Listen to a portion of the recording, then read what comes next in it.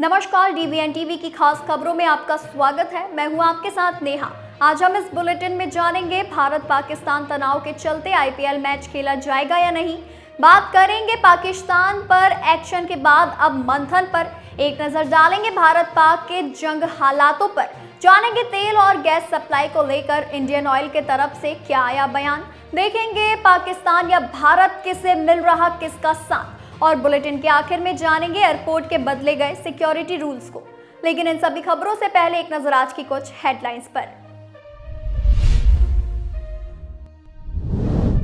ब्राह्मणों के बाद अखिलेश यादव की निगाहें अब क्षत्रिय वोट बैंक पर। महाराणा प्रताप जयंती पर माल्यार्पण कर उनके बलिदान को किया याद। भारत पाकिस्तान तनाव के बीच दिल्ली के ऐतिहासिक जगहों पर बढ़ाई गई सुरक्षा, सीसीटीवी से भी निगरानी। जैसलमेर में सख्त गाइडलाइंस लागू। आज शाम 5 बजे के बाद बाजार रहेंगे पूरी तरह से बंद, सुबह तक ब्लैकआउट भी। रास्ते पर लड़ने के दौरान एक 35 फीट सांड गिरा गहरे कुएं में, फिर गांव वालों ने क्रेन मंगाकर किया रेस्क्यू। बिहार में 12 से 15 सीटों पर चुनाव लड़ेगी झामुमो। इंडिया गठबंधन से बातचीत के बाद अंतिम फैसला। लैंड फॉर जॉब घोटाले में लालू यादव की बड़ी मुश्किलें, राष्ट्रपति ने केस को दी मंजूरी। मध्य प्रदेश के जबलपुर में डुमना एयरपोर्ट पर अमेरिका की पर्यटक से जीपीएस ट्रैकर बरामद। भारत पाक तनाव के बीच मचा हड़कंप।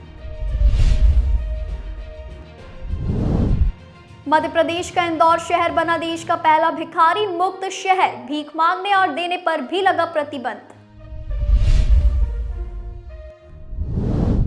छत्तीसगढ़ में अवैध शराब के कारोबार को लेकर 3 आबकारी अफसर सस्पेंड, 6 को नोटिस। सेना प्रमुख को मिला विशेष अधिकार, टेरिटोरियल आर्मी की कर सकेंगे बॉर्डर पर तैनाती। भारत सरकार के आरोग्य मैत्री परियोजना के अंतर्गत जेके बॉर्डर पर तैनात भीष्म क्यूब्स, एक साथ 200 घायलों का इलाज संभव। ये तो थी हेडलाइंस। अब चलिए बात करेंगे आज की बड़ी खबरों की। इंडियन प्रीमियर लीग के मौजूदा सीजन को अनिश्चित काल के लिए स्थगित कर दिया गया है। 9 मई को भारतीय क्रिकेट नियंत्रण बोर्ड की बैठक में ये बड़ा फैसला लिया गया। आज से कोई मैच नहीं होगा। अब बीसीसीआई की पहली प्राथमिकता विदेशी खिलाड़ियों को घर भेजने की है। बीसीसीआई नई तारीखों की जल्द घोषणा करेगा। इंडियन प्रीमियर लीग 2025 में 8 मई तक 58 मुकाबले हुए थे, जिसमें पंजाब किंग्स और दिल्ली कैपिटल्स का मैच भी शामिल है। भारत पाकिस्तान तनाव के कारण 8 मई को धर्मशाला में आयोजित ये मुकाबला बीच में ही रद्द कर दिया गया था। वहीं धर्मशाला के Himachal Pradesh cricket association stadium को खाली करा दिया गया। खिलाड़ियों के धर्मशाला से दिल्ली लाने के लिए एक विशेष ट्रेन चलाई गई। आईपीएल में अभी 12 लीग मैच तथा कोलकाता में होने वाले फाइनल सहित 4 नॉकआउट मैच खेले जाने बाकी थे। लीग सूत्रों के अनुसार सैन्य टकराव ने विदेशी खिलाड़ियों में काफी चिंता पैदा कर दी है और वे अगले कुछ दिनों में वापस लौट आएंगे। बता दें, पिछले साल मेगा नीलामी में 10 फ्रेंचाइजी ने 62 विदेशी खिलाड़ियों को अनुबंधित किया था। लीग का समापन 25 मई को कोलकाता में होना था। आईपीएल पर पहले भी संकट आ चुका है। कोरोना काल में आईपीएल के मुकाबले को बीच में ही रोकना पड़ा था। 2021 में 29 मुकाबले होने के बाद आईपीएल को वहीं रोक दिया गया था और 2 मई के मुकाबले के बाद अगला चरण 19 सितंबर से दुबई में खेला गया था।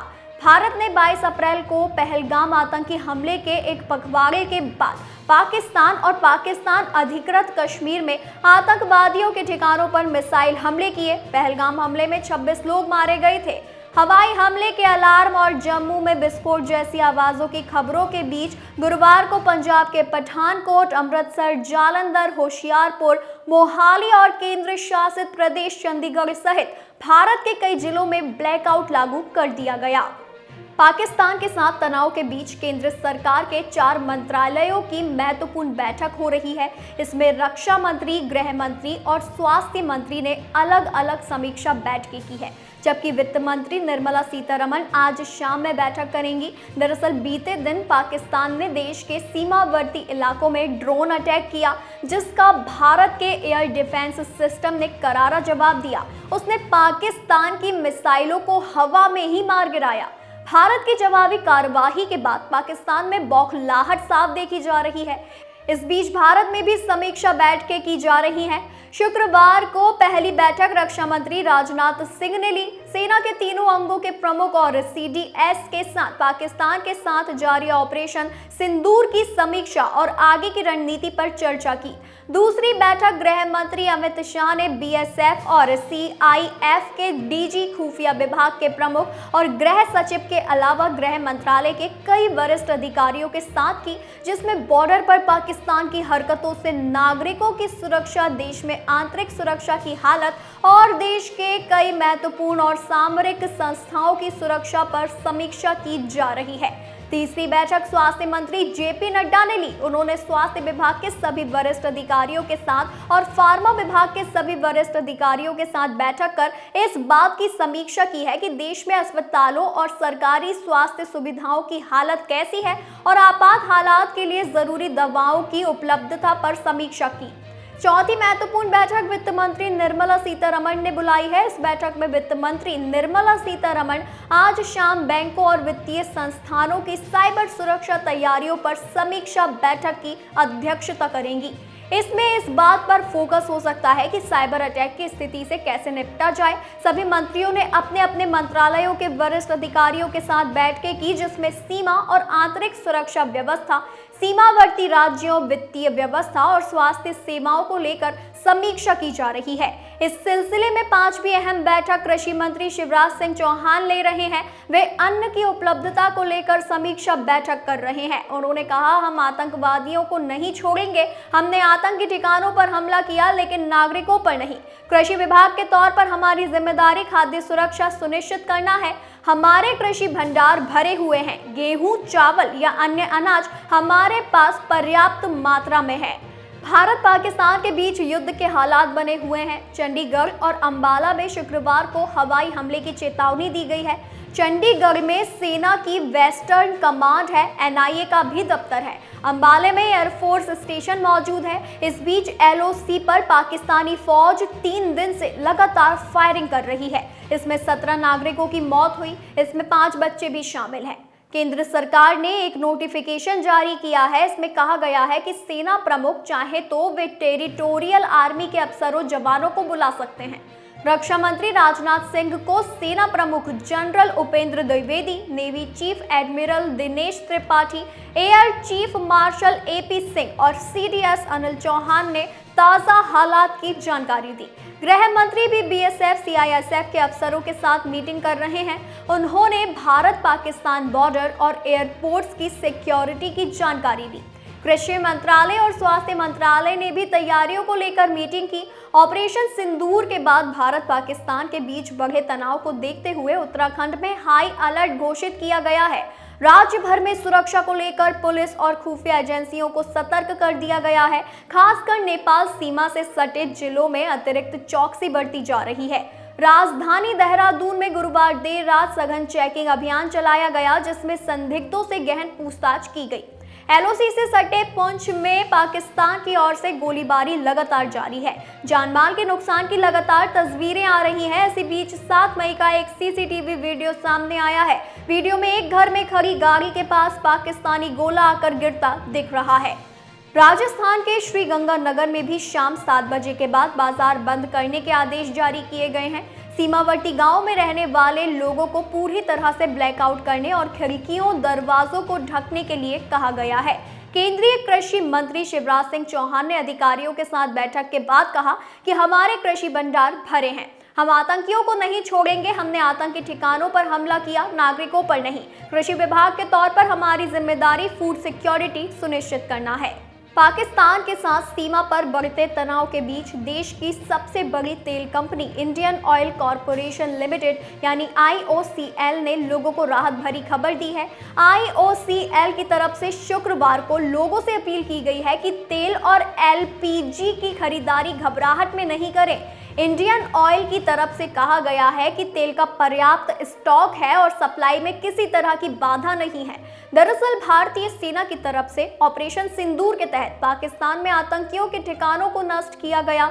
इसके कुछ देर बाद ही वायरल मैसेज में कहा जा रहा था कि कार की टंकी फुल करा लें और घर में राशन भर लें। इस तरह के मैसेज के बाद पेट्रोल पंपों पर भारी भीड़ देखी जा रही है। अब इंडियन ऑयल ने एक्स पर पोस्ट किया, घबराहट में खरीदारी करने की जरूरत नहीं है, सभी आउटलेट्स पर ईंधन और एलपीजी आसानी से मुहैया है। शांत रहकर और गैर जरूरी भीड़ से बचकर हमारी मदद करें। इससे आपूर्ति बिना रुकावट चलेगी और सभी को तेल मिलता रहेगा। कंपनी की तरफ से यह अपील बॉर्डर पर बढ़ते तनाव के बीच सप्लाई बाधित होने की आशंका के बीच आई है। लोगों में डर है कि सैन्य कार्यवाही से ईंधन की कमी हो सकती है, लेकिन IOCL ने भरोसा दिलाया है कि उनका सप्लाई सिस्टम पूरी तरह तैयार है और किसी भी स्थिति में कमी नहीं होगी। कंपनी ने बताया है लोगों से शांति बनाए रखने और अफवाहों पर ध्यान देने को। इसके अलावा भारत और पाकिस्तान के बीच तनाव उस समय बढ़ गया जब भारत ने बुधवार तड़के ऑपरेशन सिंदूर के तहत पाकिस्तान में आतंकी ठिकानों पर हमले किए। भारत ने पाकिस्तान के लाहौर और सियालकोट समेत कई शहरों पर हमले किए हैं। भारत के जम्मू, पंजाब, राजस्थान में पाकिस्तान द्वारा किए गए हमले के जवाब में भारत ने पाकिस्तान के शहरों पर मिसाइल हमले किए। इस बीच भारत को पड़ोसी देश नेपाल से भी समर्थन मिला है। नेपाल ने गुरुवार को ही कहा है कि वह क्षेत्र में बढ़ते तनाव को लेकर बेहद चिंतित है। उसने जोर देकर कहा कि हिमालयी राष्ट्र अपनी धरती का इस्तेमाल शत्रुतापूर्ण ताकतों द्वारा पड़ोसियों के खिलाफ नहीं होने देगा। यही नहीं, नेपाल ने साफ किया कि हम आतंकवाद के खिलाफ लड़ाई में भारत के साथ हैं। नेपाल के विदेश मंत्रालय की यह टिप्पणी ऐसे समय में आई है जब भारत द्वारा बुधवार को ऑपरेशन सिंदूर शुरू किया गया। ऑपरेशन सिंदूर के तहत पहलगाम में हुए आतंकवादी हमले के जवाब में पाकिस्तान के कब्जे वाले POK और पंजाब प्रांत में 9 आतंकवादी ठिकानों को निशाना बनाया गया। इस हमले में एक नेपाली नागरिक समेत 26 लोग मारे गए थे। इसके बाद पाकिस्तान ने बुधवार की रात से ही भारत पर हमले करने शुरू कर दिए थे। पाकिस्तान ने भारत के शहरों को मिसाइलों और ड्रोन से निशाना बनाया, लेकिन पहले से सतर्क भारतीय सेना ने पाकिस्तान के मिसाइल हमलों को नाकाम कर दिया। भारत की सेना पाकिस्तान को मुंह तोड़ जवाब दे रही है। भारत ने लाहौर समेत पाकिस्तान के कई शहरों को टारगेट करना शुरू किया। नेपाल के विदेश मंत्रालय ने बयान में कहा कि नेपाल सरकार पहलगाम में निर्दोष पर्यटकों पर हुए आतंकवादी हमले के बाद भारत और पाकिस्तान के बीच तनाव बढ़ने से बहुत चिंतित है, जिसमें एक नेपाली नागरिक की भी जान चली गई। बयान में कहा गया है कि इस दुखद समय में नेपाल और भारत एकजुटता के साथ खड़े रहे। दोनों देश दुख और पीड़ा में एकजुट हैं। भारत और पाकिस्तान युद्ध के बीच एयरपोर्ट के सुरक्षा नियमों में बदलाव किया गया है। जी हां, यदि आप आने वाले दिनों में हवाई यात्रा के लिए एयरपोर्ट जाने वाले हैं तो 3 बातों को लेकर आपको खास ख्याल रखना होगा। इन तीनों बातों को लेकर किसी भी तरह की कोताही आपके लिए बड़ी परेशानी खड़ी कर सकती है। एयरपोर्ट सुरक्षा नियमों को लेकर हुए बदलावों को लेकर विभिन्न एयरलाइंस ने अपने पैसेंजर्स को एडवाइजरी भी जारी की है। एयरपोर्ट पर सुरक्षा नियमों में सबसे अहम बदलाव सेकेंडरी लैडर पॉइंट चेक यानी SLPC को लेकर है। Bureau of civil aviation securities ने सभी एयरलाइंस को एयरपोर्ट पर SLPC करने के निर्देश जारी किए हैं। बता दें, BCAS के निर्देश मिलने के बाद सभी एयरलाइंस ने एयरपोर्ट पर LSPC शुरू कर दी है। तो चलिए सबसे पहले बात करते हैं क्या होती है SLPC और इसकी वजह से सुरक्षा प्रक्रिया में किस तरह के बदलाव आएंगे। एयरपोर्ट सुरक्षा से जुड़े सीनियर ऑफिसर के अनुसार SLPC का मतलब है सेकेंडरी लैडर पॉइंट चेक, यानी SLPC के तहत सभी पैसेंजर्स की सुरक्षा जांच एक बार फिर प्लेन में बोर्ड होने से पहले की जाती है। SLPC के दौरान सभी पैसेंजर्स की फिजिकल फ्रिस्किंग के साथ हैंडबैग की फिर से तलाशी ली जाती है। कई मौकों पर पैसेंजर्स से उनके जूते या जैकेट भी उतारने के लिए कहा जाता है। ये सुरक्षा जांच प्रक्रिया एयरलाइन सिक्योरिटी द्वारा पूरी की जाती है। इस दौरान निगरानी के लिए CISF के जवान मौजूद रहते हैं। एयरपोर्ट सुरक्षा से जुड़े सीनियर ऑफिसर के अनुसार SLPC लागू होते ही एयरपोर्ट पर सुरक्षा जांच की एक लेयर बढ़ जाती है, यानी पैसेंजर्स को सबसे पहले टर्मिनल में प्रवेश करते समय अपनी पहचान सुनिश्चित करनी होगी। यहाँ पर कुछ पैसेंजर्स को सुरक्षा जांच का भी सामना करना पड़ सकता है। इसके बाद pre incorporation security check point पर पैसेंजर्स की DFMD और HHAMD से भी जांच की जाएगी। साथ ही उनके पास मौजूद हैंड बैगेज का एक्सरे किया जाएगा। तीसरे चरण में बोर्डिंग से पहले पैसेंजर्स की एक बार फिर सुरक्षा जांच की जाएगी।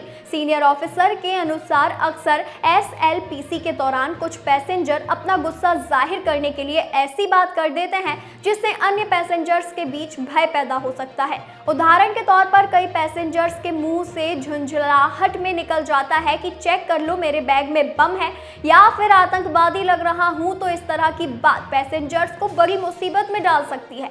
सिक्योरिटी ऑफिसर्स की सलाह है कि SLPC में सहयोग करें और कोई भी ऐसी बात ना करे जिसकी वजह से उनके लिए परेशानी खड़ी हो।